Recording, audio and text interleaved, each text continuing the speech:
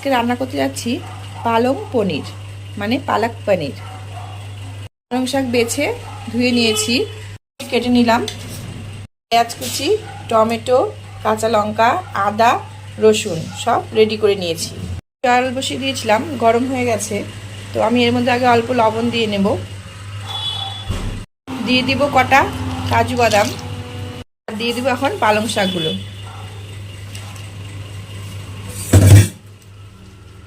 পালং শাকগুলো বেশি রান্না করব না, তাহলে কালারটা নষ্ট হয়ে যাবে।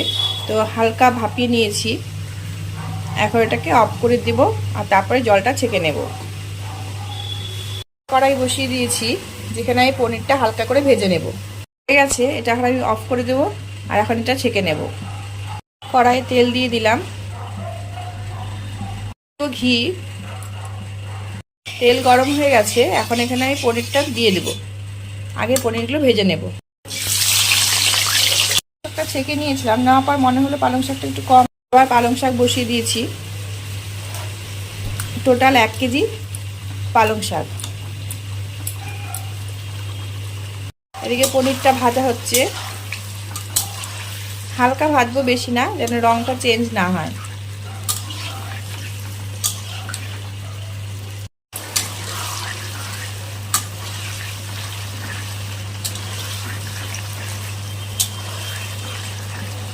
পনির ভাজা হয়ে গেছে, এখন তুলে নেব।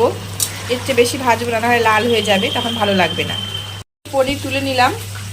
দিয়ে দেবো জিরা ফোড়ন, আদা কুচি, রসুন কুচি, না রসুন কোয়া, গোটা গোটাই থাকবে। পেঁয়াজ, কুচনো পেঁয়াজ আমাকে এখন ভেজে নিতে হবে। পেঁয়াজের কালারটা চেঞ্জ হওয়া পর্যন্ত ভাজতে হবে। দেবো কাঁচা লঙ্কা। আঁচটা মিডিয়ামে থাকবে, মিডিয়ামে রেখে নিয়ে এটাকে ভাজতে হবে। এটা আর অল্প হবে, হয়ে গেছে।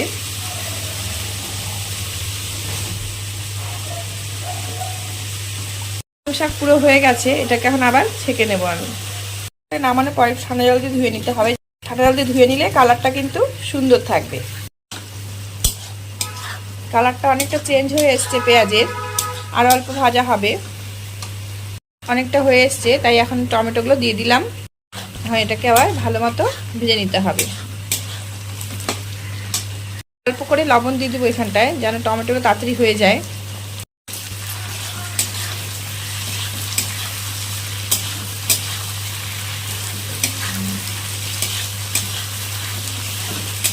টমেটোটা নরম না হওয়া পর্যন্ত এটা একটু ভাজতে হবে। টমেটো নরম হয়ে আসলেই ব্যাস, এটা অফ করে দিতে হবে। পালং শাকগুলো এখন আমি এই মিক্সিং জারে নিয়ে নেব, নিয়ে এখন বেটে নিতে হবে এগুলোকে। একবারে সবটা হবে না, আবার আমাকে পরে বাটতে হবে। আমি অল্প অল্প করে সমস্ত পালং শাকটা এর মধ্যে দিয়ে দিয়েছি। অল্প বেটে বেটে আবার অল্প নিয়ে তারপরে আবার বেটেছি। এখন বাদ বাকিটা বেটে নেব। এটা হয়নি, কিন্তু জল ছাড়াই বাটা হয়েছে, এটা আর একটু বাটতে হবে। এখানে আমার এই পেঁয়াজটা ভাজাও হয়ে গেছে। এখন এটাকে আমি গ্যাসটা অফ করে দেব, ঠান্ডা হওয়ার জন্য রেখে দেব।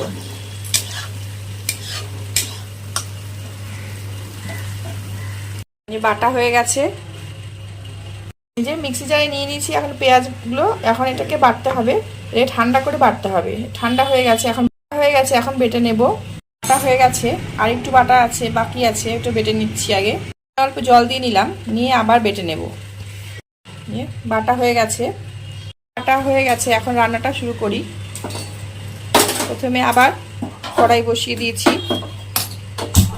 আমি ওই কড়াইয়ে আবার করছি, অল্প তেল আছে, এই তেলটাতেই আমি রান্নাটা সম্পূর্ণ করব।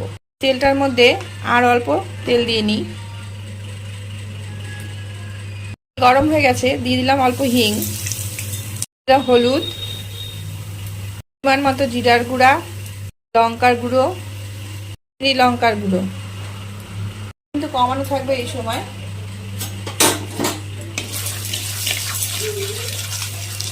ধনে গুঁড়ো, লবণ, মিষ্টি, দিয়ে দেবো অল্প জল। একটু কষিয়ে নিয়ে তারপর আমি বাদবাকি সব দিয়ে দেবো।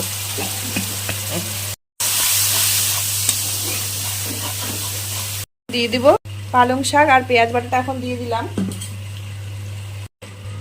পেঁয়াজ বাটারও দিয়ে দিলাম।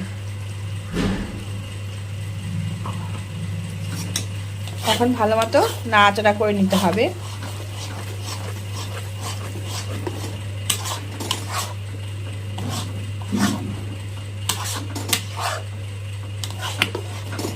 ঢেকে দেবো, এখন কিছুক্ষণ ঢাকা দিয়ে রান্না হতে দেব। ঢাকনাটা খুলে দেখি একটুখানি। যেহেতু সব কিছু আগে থেকে রান্না করা, এটা বেশি রান্না করতে হবে না। এখন আমি এর মধ্যে দিয়ে দেব ফ্রেশ ক্রিম।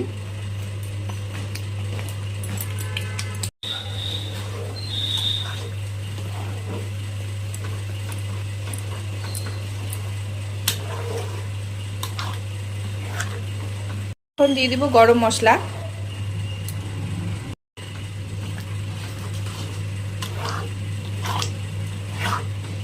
আঁচটা মিডিয়ামই রাখবো, যেহেতু রান্না করা হয়ে গেছে। এটা এখন আমার অতটা রান্না করতে হবে না, হালকা হালকা রান্না করতে হবে।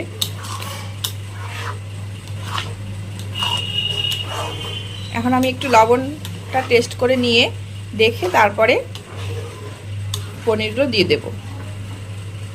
দিব পনির।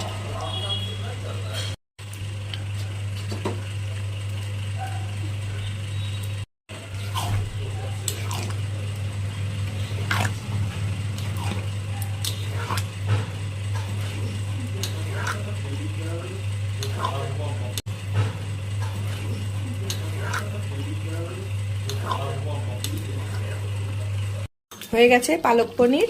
এখন হচ্ছে অফ করে দেবো গ্যাস।